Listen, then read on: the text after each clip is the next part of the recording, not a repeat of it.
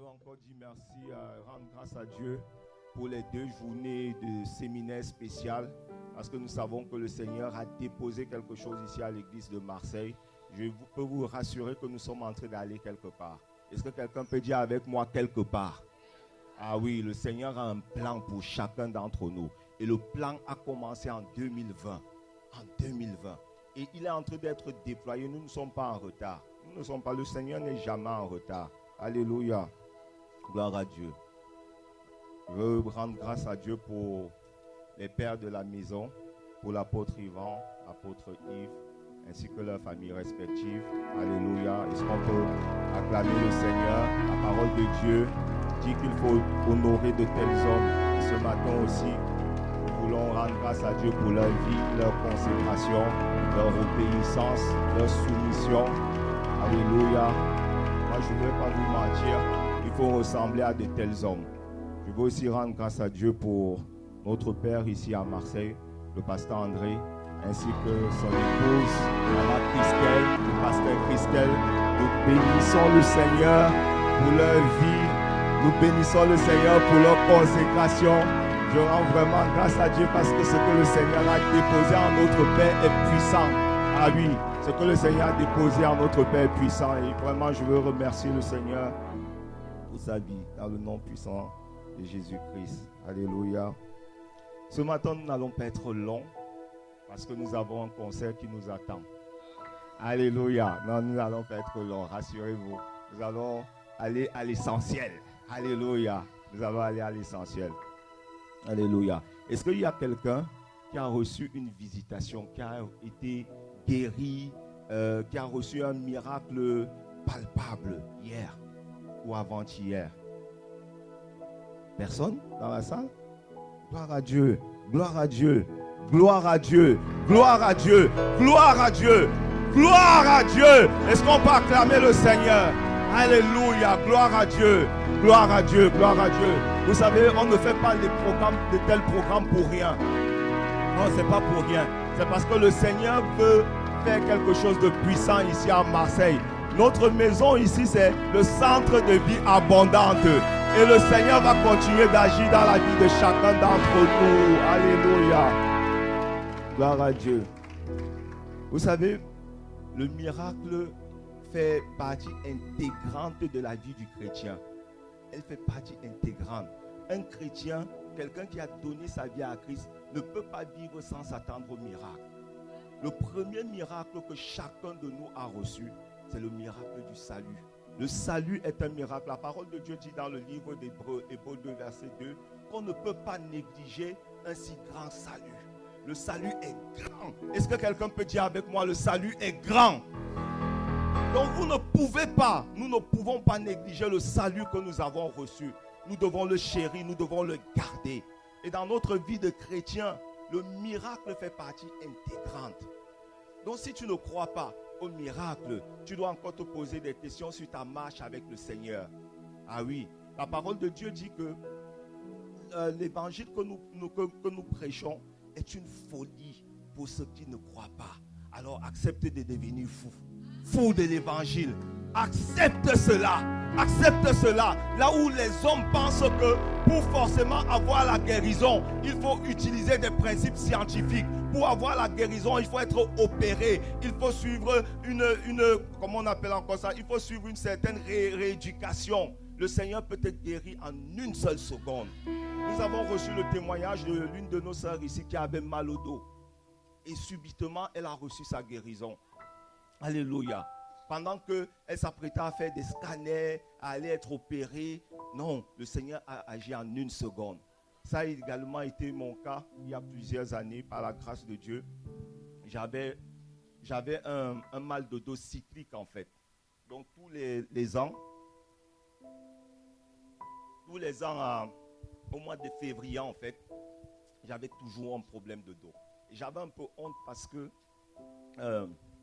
ce problème de dos en fait, moi je joue au football et ça faisait honte d'avoir souvent mal au dos. En février jusqu'en mars, je devais arrêter de jouer. Mais un jour, est-ce que quelqu'un peut dire avec moi un jour, le Seigneur m'a visité miraculeusement et mon mal de dos s'est terminé. Et je peux vous garantir que jusqu'aujourd'hui, je joue toujours au football. Et je n'ai pas mal au dos. Si je me tiens devant vous aujourd'hui, c'est parce que le Seigneur a permis que je sois en pleine forme. Alléluia. Donc je disais que le miracle fait partie intégrante de notre vie. Oui, un chrétien doit l'accepter. Un chrétien doit le confesser. Le miracle, c'est une puissance de Dieu que Dieu a libérée pour chacun de nous, afin de nous fortifier, afin de nous encourager. Nous devons croire au miracle. C'est super important. Alléluia. La parole de Dieu dit que Jésus marchait dans toute la Galilée. Il annonçait, il prêchait la bonne nouvelle dans les synagogues. Il annonçait la bonne nouvelle, il prêchait et il guérissait tous les malades qui venaient à lui. Tous les malades qui venaient à lui étaient impactés, touchés par le miracle. Alléluia. Et elle dit également dans le livre de Luc, je crois que c'est Luc chapitre 2, que Dieu a rendu témoignage à Jésus-Christ. Dieu a rendu témoignage à Jésus-Christ par les signes, par les miracles qu'il accomplissait. Ça veut dire que chaque fois que nous avons un programme comme Ephata, ça veut dire que nous sommes en train de rendre témoignage à Jésus-Christ. Oui, chaque fois que nous avons un programme comme Ephata et que nous sommes en train de faire des miracles et ainsi de suite, nous sommes en train de rendre témoignage à Jésus-Christ. Pourquoi? Jésus-Christ a dit que celui qui croit en lui fera les mêmes choses que lui et il en fera de plus grandes. Et la Bible dit que Jésus agit encore. Est-ce que quelqu'un peut acclamer pour le Seigneur pour le programme d'Ephata? Donc hier et avant-hier, nous étions en train de rendre par des signes, par des prodiges, par des miracles, nous étions en train de rendre témoignage à Jésus-Christ. Et nous étions également en train de glorifier le Seigneur. Parce que cela faisait partie du ministère. La Bible nous dit que Jésus est venu sur la terre, non seulement pour réconcilier le monde avec Dieu, pour nous montrer l'amour de Dieu, mais il est également venu afin que nous ayons la vie en abondance. La vie en abondance. Et le miracle fait partie du programme que le Seigneur a déployé afin que chacun de nous puisse expérimenter la vie en abondance. Alléluia. Aujourd'hui, le thème sur lequel j'aimerais nous entretenir, c'est comment garder le miracle que tu as reçu. Comment est-ce que tu gardes le miracle que tu as reçu? Comment est-ce que tu le gardes? Est-ce que vous savez que, je sais que c'est souvent le cas pour beaucoup de chrétiens,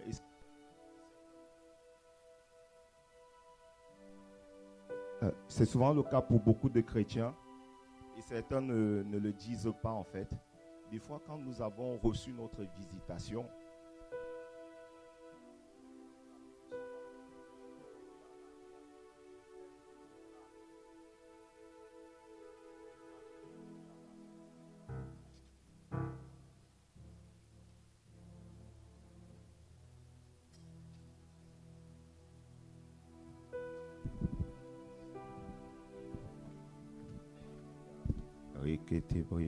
nous bénissons le Seigneur, alléluia.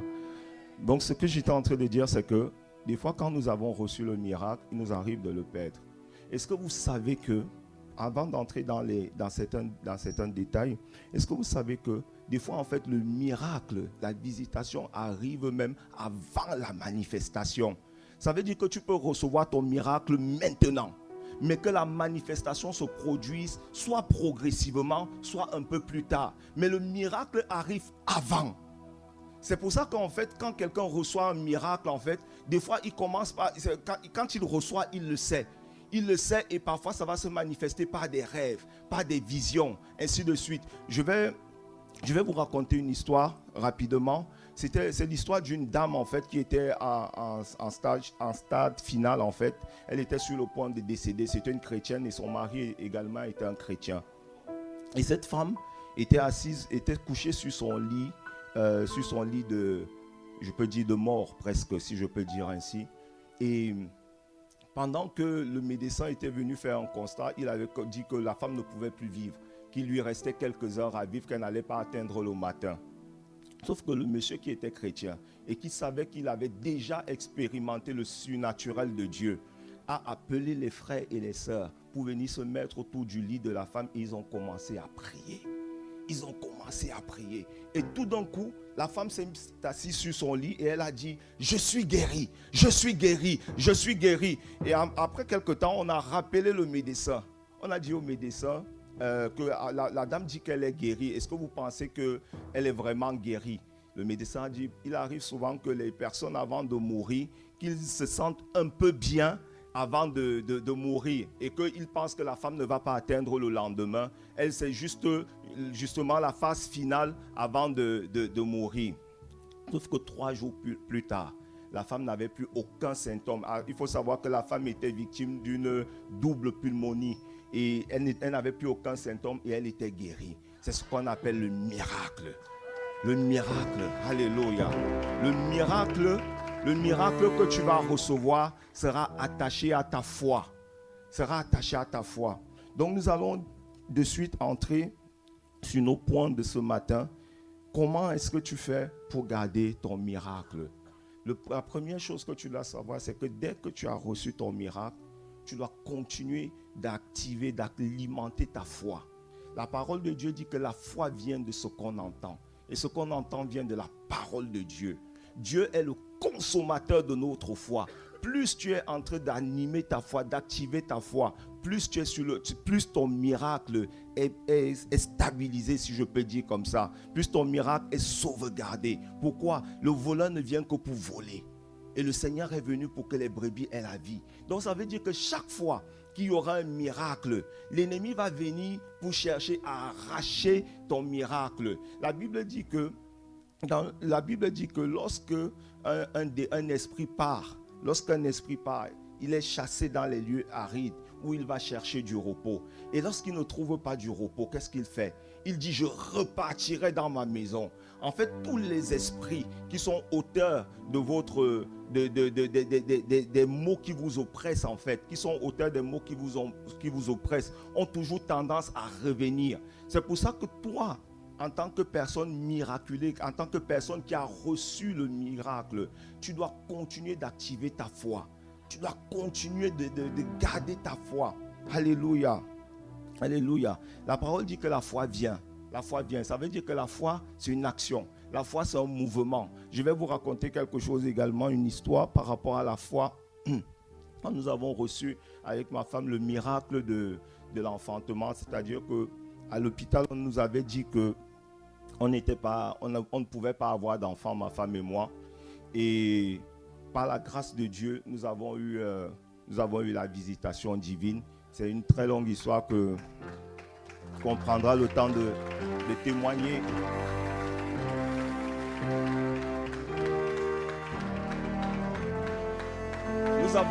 Nous avons commencé à faire certaines choses. On bénit aussi le Seigneur pour des frères qui se sont joints à nous parce que ce que nous avons commencé à faire, c'est que nous avons commencé à mettre notre foi en action.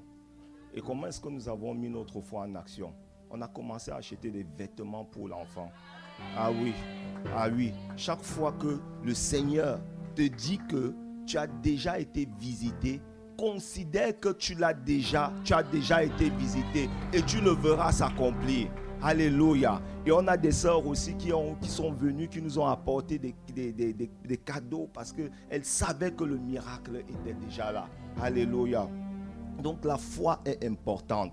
La foi c'est comme une monnaie d'échange en fait. La foi c'est l'élément en fait qui va relier le surnaturel et le surnaturel de Dieu et le monde naturel. La foi en fait c'est la monnaie d'échange en fait entre les promesses de Dieu et le miracle qui doit s'accomplir dans ta vie. Alléluia. La Bible dit que sans la foi, il est impossible de plaire à Dieu. Donc ce que tu dois faire, c'est qu'aujourd'hui, accepte la folie de l'évangile. Accepte d'être fou. Accepte de commencer à vivre ton miracle en activant ta foi. Et tu vas voir que ton miracle va arriver. Et pour celui qui a déjà reçu son miracle, accepte que tu as déjà reçu la guérison. Même si tu as encore des symptômes, des petits symptômes que tu ressens dans ton cœur, accepte la guérison. Et tu verras que ta guérison sera scellée dans le sang de Jésus. Alléluia. Gloire à Dieu. Le deuxième point, c'est vivre dans l'obéissance et la sanctification. Vivre dans l'obéissance et la sanctification. La parole de Dieu dit dans le livre de Jean 15, verset 7, « Si vous demeurez en moi et que mes paroles demeurent en vous, demandez ce que vous voudrez et cela vous sera accordé. » Vivre dans l'obéissance et la sanctification. La parole de Dieu nous parle également du paralytique de la piscine de Bethesda dans le livre de Jean 5, versets 1 à 14. La parole de Dieu nous dit qu'il y avait souvent un mouvement des anges. Les anges venaient dans la piscine et il fallait être les premiers à se jeter pour recevoir le miracle. Vous voyez que le miracle, c'est toujours quelque chose qui sort de l'entendement des hommes en fait. Il fallait se jeter dans une piscine pour avoir le miracle. Et en plus de ça, il fallait être parmi les premiers. Et Jésus va poser une question à ce monsieur. Il va lui dire, veux-tu être guéri? Le monsieur va commencer à raconter une histoire. Tu sais, chaque fois que les anges viennent dans la piscine, moi, il n'y a personne pour aller me jeter dans la piscine. Tu vois bien que je suis paralysé. Je n'ai pas la possibilité de me lever. Personne ici ne veut me lever. Ainsi de suite, ainsi de suite. Et ce qui va se passer, c'est que Jésus va le guérir. Et Jésus va lui dire, va et ne pêche plus. En fait, quand tu réfléchis à peu près dans la façon de parler de cet homme-là, tu vois que le monsieur, en fait, il a fait 38 ans. Il était assis à côté d'une piscine. Et aucune personne ne s'est dit que, ok, ce monsieur-là fait 38 ans. La prochaine fois que les anges vont agiter la piscine, nous-mêmes, nous irons le jeter. Pourquoi? Parce que le monsieur était dans la critique. C'est souvent l'une des raisons qui fait qu'on perd notre miracle. Nous ne restons pas dans la sanctification. Nous passons le temps à critiquer les frères, critiquer les uns et les autres. Alors que le Seigneur a déjà opéré la transformation dans notre vie. Il a déjà opéré le miracle. Nous passons le temps à murmurer. On lui dit, veux-tu être guéri? Et le monsieur commence à raconter comment les gens ne l'ont pas jeté dans la piscine. Comment il commence à raconter sa vie. La question était simple. Beaucoup d'entre nous ne reçoivent pas ou ne regardent pas leur miracle à cause de ce qui se passe à l'intérieur de leur cœur. Alléluia. Ça ne sera pas votre partage au nom de Jésus. Et d'autres personnes retournent parfois dans leur travers. Je vais vous donner un exemple. On a souvent, beaucoup d'entre nous suivent Kangoka. Bon, je pense que beaucoup suivent ici Kangoka, si je ne me trompe pas. Et parmi, quand j'ai suivi ça quelques fois, et j'ai entendu des témoignages en fait, des personnes qui étaient guéries du sida. Imagine que tu sois guéri du sida et que tu repartes commencer à vivre la vie de fornication. Qu'est-ce qui va se passer? Tu vas perdre ton miracle.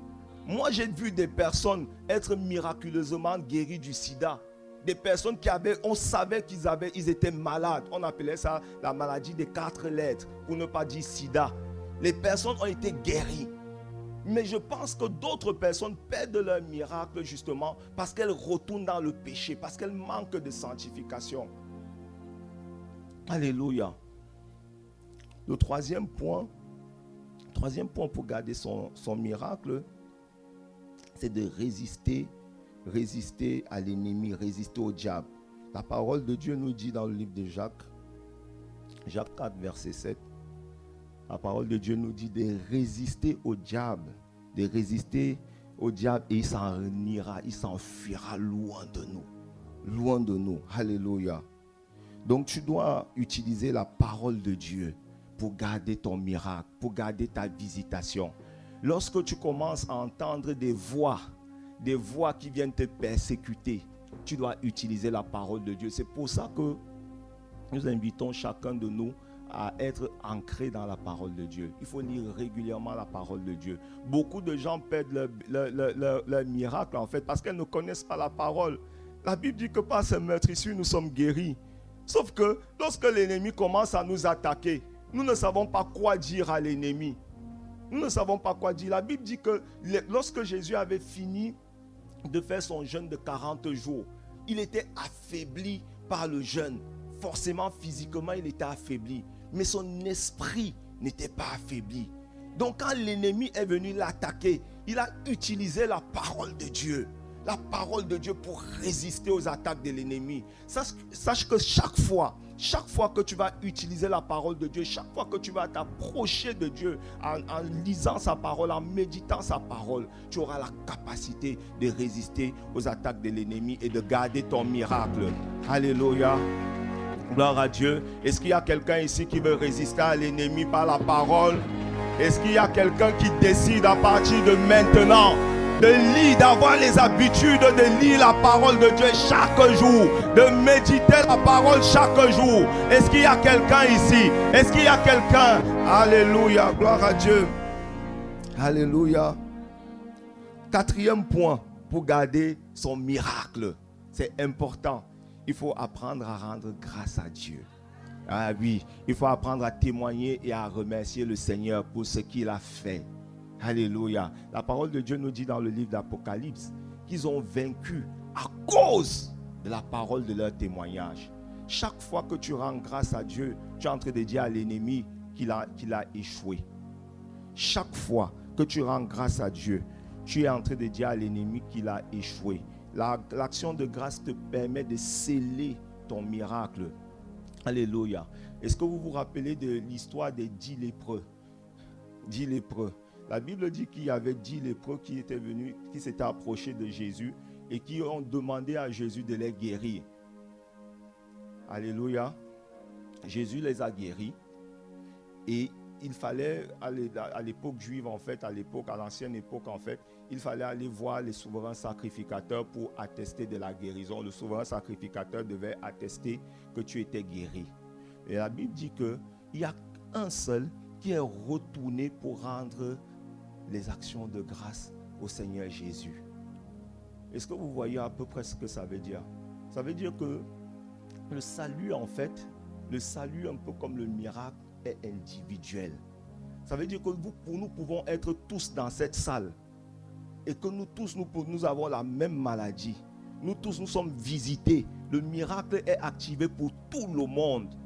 Nous avons tous été visités par le Saint-Esprit. Mais une seule personne peut garder son témoignage. Une seule personne.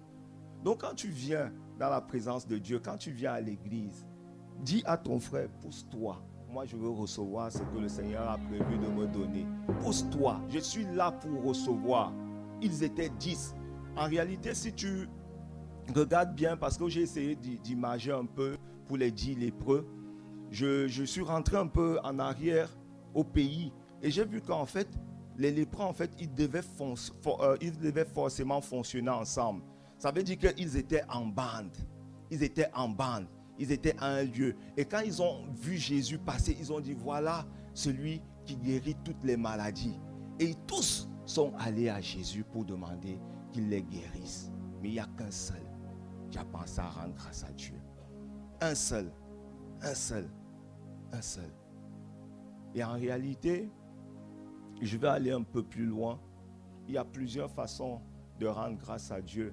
Il y a le témoignage, c'est une action de grâce à Dieu, une action de grâce qu'on fait à Dieu. Mais il y a également les offrandes que nous donnons. Les offrandes que nous donnons scellent la bénédiction que nous avons reçue.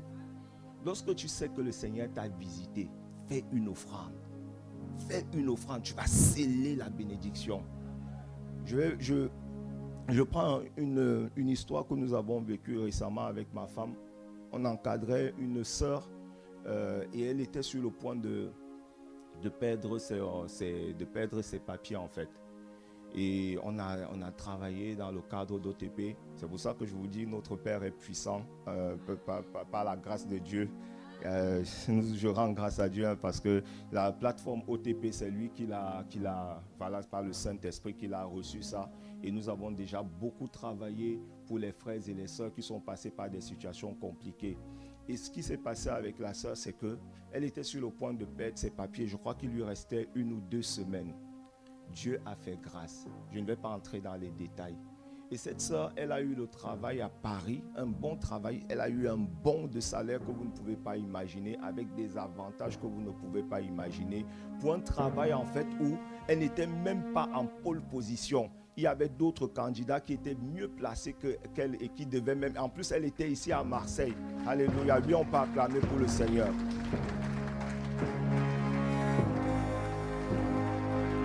Et ce que j'ai apprécié sur la sœur, c'est qu'elle est revenue à Marseille.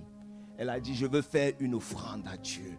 Parce que la maison de JCC Marseille m'a béni. Oui, alléluia. On peut rendre des actions de grâce à Dieu par nos témoignages, par nos offrandes, par des chants. Il est important de rendre grâce à Dieu pour le miracle que nous avons reçu. Et c'est une excellente façon de sceller ce que Dieu nous a donné. Alléluia. Alléluia. Le cinquième point que nous pouvons citer également, c'est la prière. La prière, alléluia. La prière. La parole de Dieu dit de prier sans cesse dans 1 Thessaloniciens 5, verset 17. Prier sans cesse. Lorsque tu as reçu ton miracle, ne t'arrête pas de prier. Ne t'arrête pas de prier parce que non seulement la prière permet de fortifier ta foi, mais la prière te permet de rester dans une atmosphère spirituelle, une sorte de vigilance spirituelle pour garder le miracle que tu as reçu. Ne t'arrête surtout pas de prier. Continue de prier. Continue de prier pour les projets du Seigneur dans la ville. Continue de prier pour les autres. Continue de prier pour toi-même. Et tu vas voir que tu vas garder ton miracle. La parole de Dieu nous dit également dans le livre de Daniel 6, versets 7 à 10, en fait, que lorsque ceux qui étaient dans la cour du roi étaient venus voir Darius, en fait. Ils étaient venus voir Darius pour qu'on arrête, pour qu'il signe un décret que le peuple arrête de prier. Pourquoi? Parce qu'ils en voulaient aux Juifs, en fait. La parole de Dieu dit que Daniel, lui, s'était retiré et il a continué de prier. La prière te permet de garder une sorte de vigilance. Nous devons être vigilants. Lorsque nous avons reçu notre miracle, nous devons continuer de prier, insister dans la prière. Nous ne devons pas nous arrêter. La parole dit de prier et de ne pas se relâcher. La prière n'est pas négociable dans la vie d'un chrétien. La prière, c'est notre poumon.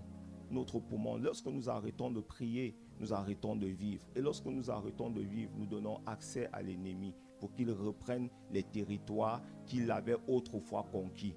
Donc ne t'arrête pas de prier, ne t'arrête surtout pas de prier. Alléluia. Sixième point, c'est que lorsque tu reçois un miracle, lorsque le Saint-Esprit t'a fait du bien, par le miracle, à travers une guérison, tu dois t'entourer également des personnes qui croient au miracle. Si tu ne t'entoures pas des personnes, il y a de fortes chances que tu perdes ton miracle. Vous savez, il y a des gens qui sont des philosophes dans la vie et qui ont envie de t'expliquer comment est-ce que tu as pu avoir ta guérison. Comment est-ce que telle chose s'est passée pour que tu arrives à avoir ta guérison. Ces personnes-là vont t'entraîner vers le bas et vont finir par te faire perdre ton miracle et même te faire perdre ta foi. La parole dit que la foi est une folie. Ne refuse pas de cette folie-là. Moi, je vais être fou pour mon Dieu. Je vais être fou pour Jésus, lui. Là où la réflexion de l'homme s'est arrêtée, c'est où celle de Dieu commence. Alléluia. Vous savez, j'étais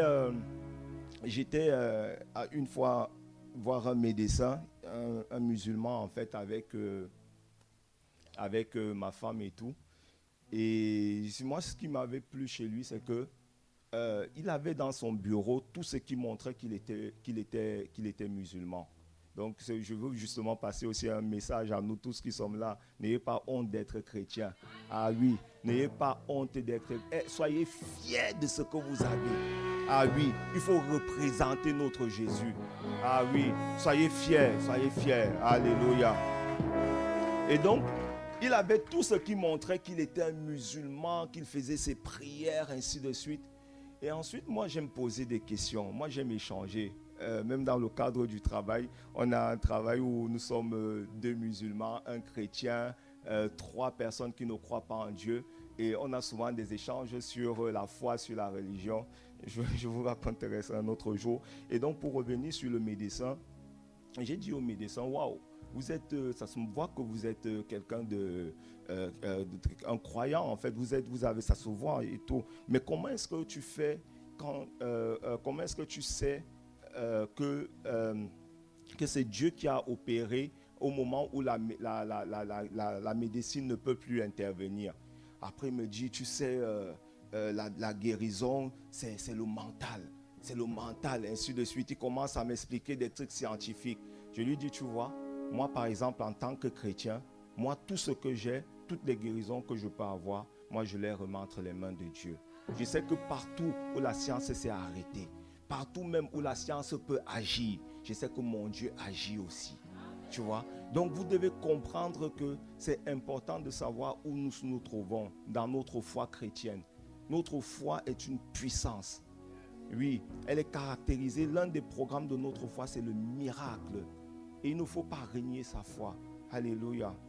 Donc je disais que il faut s'entourer des bonnes personnes, des personnes qui croient au miracle.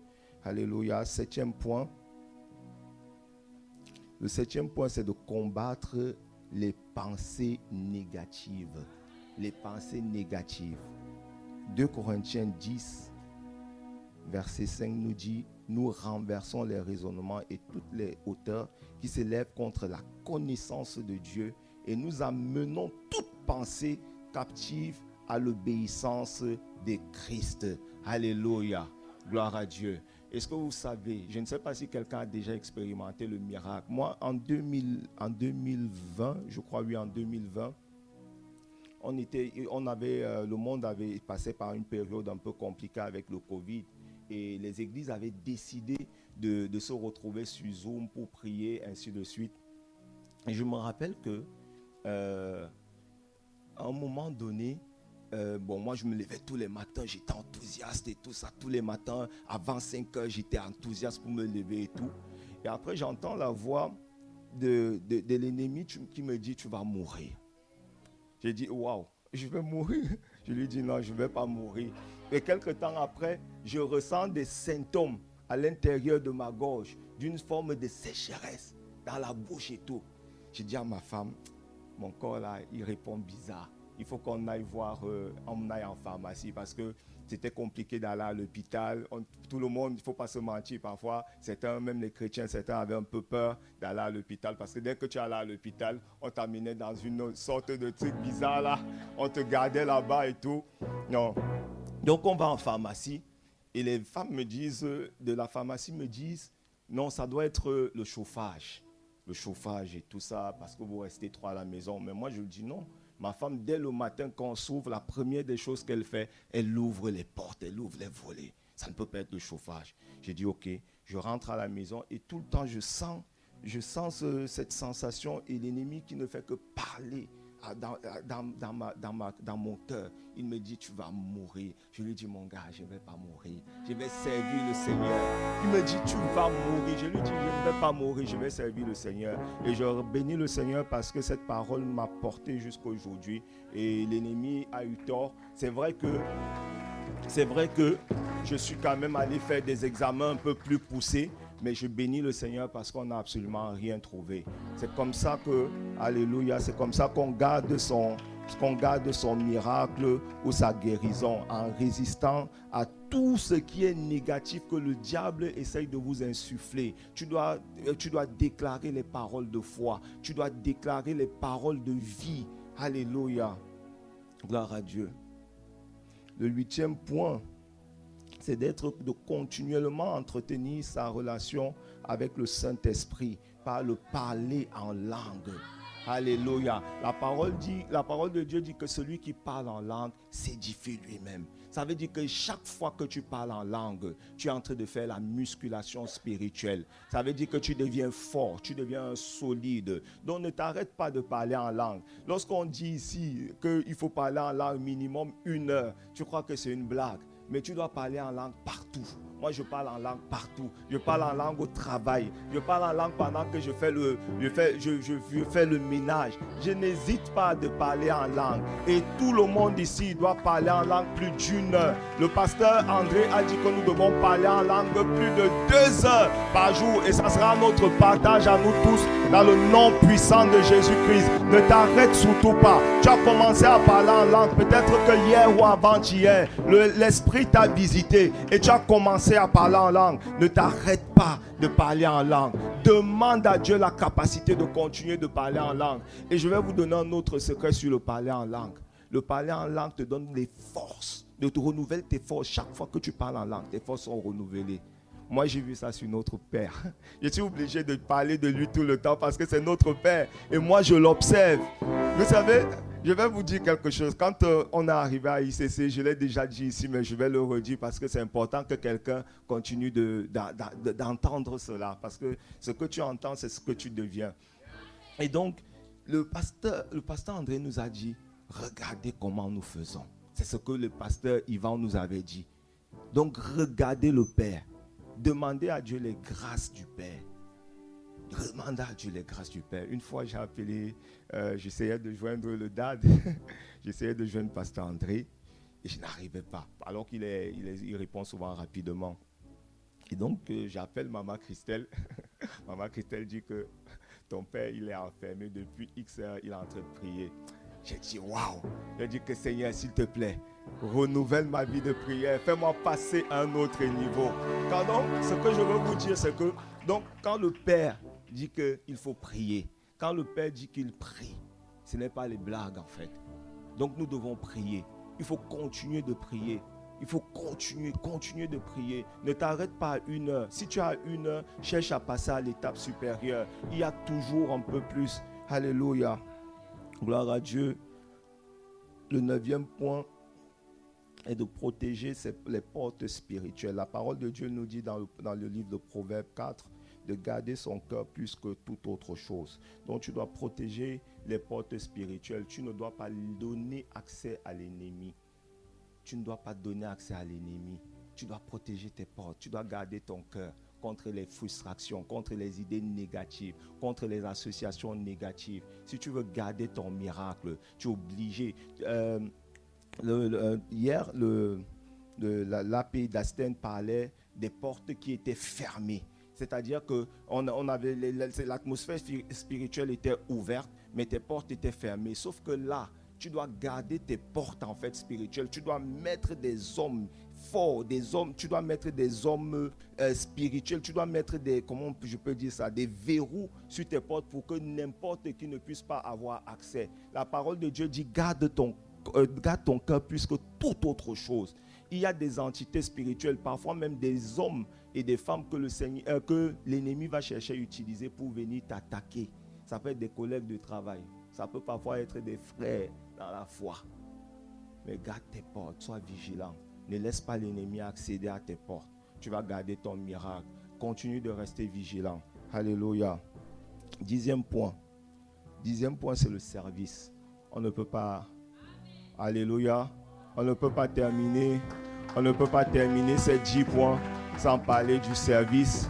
Alléluia. Vous savez, on voit beaucoup de choses dans le service. Beaucoup de choses. Souvent, quand certaines personnes viennent dans le service parce qu'ils veulent obtenir quelque chose de Dieu. Et une fois qu'ils ont obtenu ce qu'ils voulaient, leur miracle, ils s'en vont. Mais sache que pour que tu gardes ton miracle, tu dois continuer de servir Dieu. Tu dois servir Dieu avec empressement. Tu dois servir Dieu de tout ton cœur. Et ça fait partie de l'une des choses que le Saint-Esprit nous avait dit quand on attendait que notre miracle se manifeste. Le Saint-Esprit nous a dit, continuez de me servir. Continuez de me servir. Et on n'a pas arrêté. Et je me rappelle même que c'était l'année dernière, le Saint-Esprit avait parlé à ma femme de manière très distincte. Il avait dit à ma femme, laisse aller mon serviteur. Et c'est cette année-là que j'ai commencé à aller dans les campagnes d'évangélisation à Madagascar, ainsi de suite, et que je ne me suis pas arrêté de servir Dieu. Il faut que tu serves le Seigneur. de tout ton cœur. Ne sers pas le Seigneur parce que tu t'attends à quelque chose, mais sers le Seigneur par amour. Et tu vas voir, le Seigneur va s'occuper de tes choses de manière tranquille, simple, calme. Tu n'auras même pas à t'angoisser. Sers le Seigneur de tout ton cœur. Il a dit que vous me servirez et je bénirai vos pains et vos eaux. Dieu n'est le débiteur de personne.